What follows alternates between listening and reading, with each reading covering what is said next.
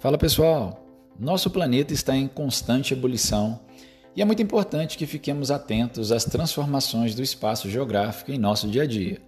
Hoje falaremos um pouco sobre o golpe militar no Sudão, ocorrido no último dia 25 de outubro e suas repercussões no mundo. Então, toca a vinheta para a gente começar.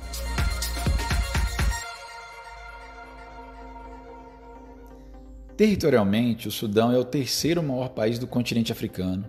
Fica localizado no norte da África, tendo passado há cerca de 10 anos atrás por um processo de fragmentação territorial que deu origem ao Sudão do Sul.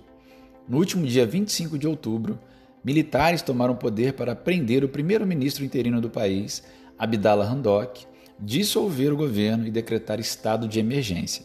O general Abdel Fattah al-Burhan, que chefiava o conselho que supervisionava a transição do país para uma democracia, fez um pronunciamento oficial na TV estatal, anunciou estado de emergência e dissolveu o próprio conselho e o governo de transição que era comandado por Hamdok. Antes mesmo do pronunciamento, milhares de pessoas saíram às ruas da capital do país, Khartoum, e também da cidade de Omdurman para protestar contra o golpe, bloqueando vias e incendiando pneus, enquanto as forças de segurança usaram gás lacrimogêneo para dispersá-las. Para entender melhor essa questão, trazemos alguns pontos importantes sobre esse país. Sua localização. O Sudão fica entre a África subsaariana e o Oriente Médio e faz fronteira com 7 vizinhos: Egito, Líbia, Chad, República Centro-Africana, Sudão do Sul, Etiópia e Eritreia, além também de ter saída para o Mar Vermelho.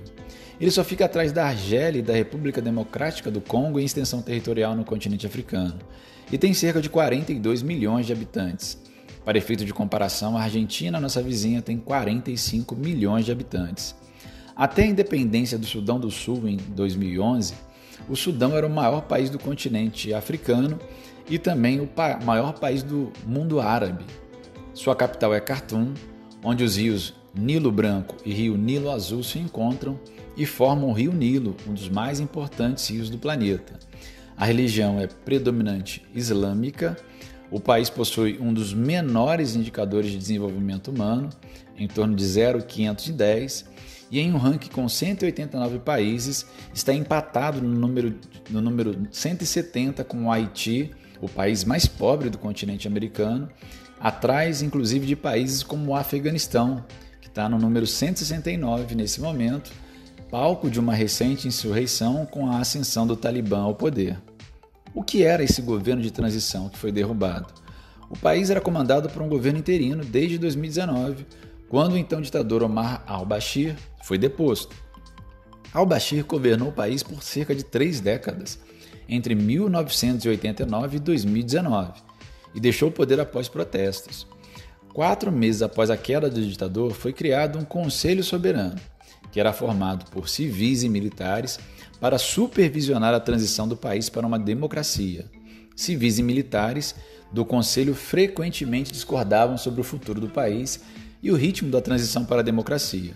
E o governo interino já havia sofrido uma tentativa de golpe em 21 de setembro. O general Burhan deveria entregar a liderança do Conselho Soberano a um civil nas próximas semanas, mas em vez disso, prendeu Hamdok, ministros do governo interino e membros civis do Conselho Soberano. Decretou estado de emergência em todo o país e dissolveu o Conselho Soberano e o governo interino. O que dizem os militares? Horas após o golpe de estado de Burhan fez um pronunciamento na TV estatal do país e anunciou o estado de emergência e a dissolução do conselho que chefiava e o governo de transição comandado por Hamdok. Ele disse ainda que uma nova constituição será escrita. O general afirmou que disputas entre facções políticas levaram os militares a intervir e que os militares nomearão um governo para comandar o país até as eleições marcadas para julho de 2023. Mas deixou bem claro que os militares permanecerão no comando. Segundo ele, as Forças Armadas continuarão a completar a transição democrática até que a liderança do país esteja entregue a um governo civil eleito. E a reação da população? A Associação de Profissionais do Sudão, a SPA, principal grupo responsável pelos protestos que resultaram na queda do ditador Omar al-Bashir, convocou a população para uma greve geral e pediu desobediência civil contra o golpe militar. Ainda antes do pronunciamento de Burhan, milhares de pessoas saíram às ruas de Khartoum e de Omdurman para protestar enquanto forças de segurança tentavam dispersá-las. A TV Al Arábia diz que várias pessoas ficaram feridas e há um número ainda impreciso de mortos. Esses eventos geraram uma comoção e uma reação internacional. O presidente da União Africana pediu em comunicado que os líderes políticos do Sudão sejam soltos. A ONU, os Estados Unidos e a União Europeia expressaram grande preocupação com os acontecimentos dessa segunda. Jeffrey Feltman, o enviado especial dos Estados Unidos para a região, disse que o país está profundamente alarmado com a notícia. O americano havia se reunido com autoridades sudanesas no fim de semana para tentar resolver a crescente disputa política entre líderes civis e líderes militares. A porta-voz da Casa Branca, Karine Jean-Pierre, afirmou que o governo dos Estados Unidos rejeita as ações militares e pede a libertação imediata do primeiro-ministro e de outros que foram colocados em prisão domiciliar. O chefe de Relações Exteriores da União Europeia, Joseph Borrell, afirmou que está acompanhando os eventos no Sudão com a maior preocupação.